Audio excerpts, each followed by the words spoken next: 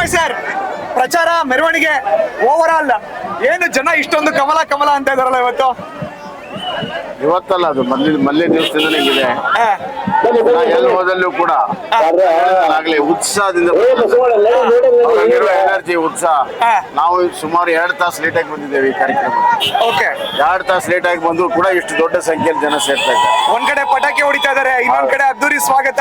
ಹೌದು, ಯಾವಾಗ್ಲೂ ನಾನು ಜನರ ಮಧ್ಯೆ ಇರೋನು, ಹಿಂಗಾಗಿ ಜನ ಪ್ರೀತಿ ಮಾಡ್ತಾರೆ. ಇವತ್ತು ಗೌರವ BC ಪಾಟೀಲ್ ಅವ್ರ ಜೊತೆ ಇದಾರಲ್ಲ ಸರ್, ಇಲ್ಲ ಮಾಜಿ ಸಚಿವರು, ಅವ್ರದೇ ಕ್ಷೇತ್ರ ಇದು, ಹಿರೇಕೆರೂರು ಕ್ಷೇತ್ರ. ಅವ್ರು ಮಾಡುವಷ್ಟು ಕೆಲಸ ಸ್ವತಂತ್ರ ಬಂದ ಮೇಲೆ ಹಿರೇಕೆರೂರು ತಾಲೂಕಿನಲ್ಲಿ ಅಭಿವೃದ್ಧಿ ಅವ್ರು ಮಾಡಿರುವಂತಹ ಕೆಲಸ ಯಾರು ಕೂಡ ಮಾಡಕ್ ಸಾಧ್ಯ ಇಲ್ಲ. ಅಷ್ಟು ಮಾಡಿದ್ದಾರೆ, ಜನರನ್ನ ಪ್ರೀತಿ ಮಾಡ್ತಾರೆ.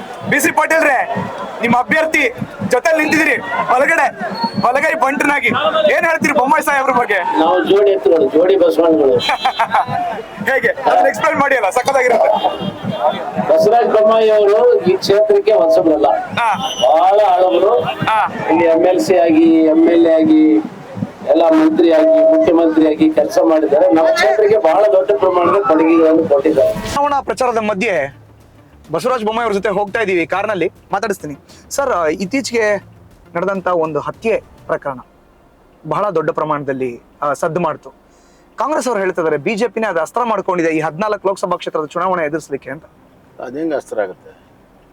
ಆಡಿ ಹಗಲು ಕ್ಯಾಂಪಸ್ಸಲ್ಲಿ ಒಬ್ಬ ಅಮಾಯಕ ಹುಡುಗಿನ 9 ಬಾರಿ ಕ್ರೂರಾಗಿ ಎಲ್ಲರ ಎದುರುಗಡೆ ಕೊಲೆ ಮಾಡಿ ಇಡೀ ರಾಜ್ಯವೇ ಬೆಚ್ಚಿ ಬೀಳುವಂಥದ್ದು ಆದಾಗ ವಿರೋಧ ಪಕ್ಷಕ್ಕೆ ಸುಮ್ಮನೆ ಕೂತ್ಕೊಳ್ತಾರೆ. ಸಿದ್ದರಾಮಯ್ಯ ವಿರೋಧ ಪಕ್ಷ ನಾಯಕರು ಸುಮ್ಮನೆ ಕೂತ್ಕೊಳ್ತಿದ್ರ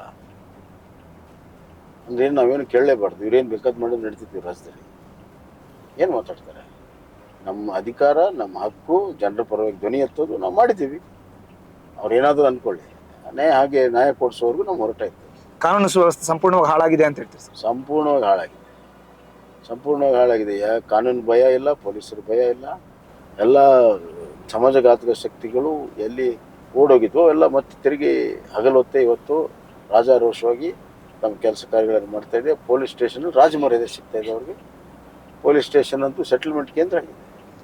ಏನು ಹೇಳೋದು? ಸರ್, ತಾವು ಕೂಡ ಗೃಹ ಸಚಿವರಾಗಿ ಕಾರ್ಯವನ್ನು ನಿರ್ವಹಿಸಿರುವಂತ ಅನುಭವ ಇದೆ. ಕಾಂಗ್ರೆಸ್ ಕಾರ್ಪೊರೇಟರ್ ಮಗಳು ಆಕೆ. ತಾವು first as a BJP person ಅಥವಾ ಬಿಜೆಪಿ ಪಾರ್ಟಿಯವರಾಗಿ ಅವ್ರ ಮನೆಗೆ ಭೇಟಿ ಕೊಡ್ತೀರಿ, ಅವ್ರ ಮನೆಗೆ ಹೋಗಿ ಸಾಂತ್ವನ ಹೇಳ್ತೀರಿ.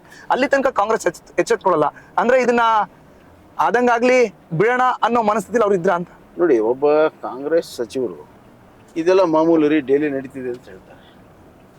ಅಂದರೆ ಎಷ್ಟರ ಮಟ್ಟಿಗೆ ಇವರು ತಮ್ಮ ಮಾನಸಿಕತೆಯನ್ನು ಕಳ್ಕೊಂಡಿದ್ದಾರೆ. ಒಂದು ಮಾನವೀಯತೆಯ ದೃಷ್ಟಿಕೋನವೇ ಅಲ್ವಾ? ಒಂದು ರೀತಿಯಲ್ಲಿ ಮಾಮೂಲಿ ಆಗ್ತಾ ಇದೆ ನೋಡಿ. ಇದರಲ್ಲಿ ದಲಿತರ ಹೆಣ್ಮಗಳ ನಗ್ನ ಮಾಡಿ ಹೊಡೆದ್ರು ಮುಖ್ಯಮಂತ್ರಿಗಳು ವಿಧಾನಸಭೆಯಲ್ಲಿ ಇದ್ದಾಗಲೇ ಬೆಳಗಾವಿ ಗೃಹ ಸಚಿವರು. ಹಾವೇರಿಯಲ್ಲಿ ಅಲ್ಪಸಂಖ್ಯಾತ ಹೆಣ್ಮಗಳನ್ನ ರೇಪ್ ಮಾಡಿದ್ರು, ಕೇಸೇ ಸರಿಯಾಗಿ ಬುಕ್ ಮಾಡಲಿಲ್ಲ. ದಲಿತರ ಬಗ್ಗೆ ಮಾತಾಡ್ತಾರೆ, ಅಲ್ಪಸಂಖ್ಯಾತರ ಬಗ್ಗೆ ಮಾತಾಡ್ತಾರೆ. ಯಾದಗಿರಿಯಲ್ಲಿ ದಲಿತ ಯುವಕನ ಮನೆ ಹೋಗ್ಕೊಡ್ದು. ಎಷ್ಟು ಉದಾಹರಣೆ ಕೊಡ್ಬೋದು? ಬೆಂಗಳೂರಿನಲ್ಲಿ ಮಾಸ್ ಮರ್ಡರ್ ಆಗುತ್ತೆ, ಗದಗಲ್ಲಿ ಮಾಸ್ ಮರ್ಡರ್ ಆಗುತ್ತೆ. ಒಂದೇ ದಿವಸ 4 ಜನ ಒಂದು ಕುಟುಂಬದವ್ರು ಹತ್ಯೆ ಆಗುತ್ತೆ. ಕಾರಣ ಏನಾದರೂ ಇರಲಿ, ಎಷ್ಟು ಧೈರ್ಯ ಇವ್ರಿಗೆಲ್ಲ. ರಾಮೇಶ್ವರಂ ಕೆಫೆ ಬಾಂಬ್ ಬ್ಲಾಸ್ಟ್ ಆದರೆ ಇವರು ಅದು ರೈವಲ್ರಿ ಅಂತಾರೆ. ಈಗ ನೋಡಿದ್ರೆ NIA ನೋಡಿದ್ರೆ ಅದು ಟೋಟಲಿ ಭಯೋತ್ಪಾದಕರ ಲಿಂಕ್ ಇರುವಂಥ ಸಂಸ್ಥೆಗಳಿಂದ ಇರುವಂಥದ್ದು ಭಾಳ ಸ್ಪಷ್ಟ ಆಗ್ತದೆ.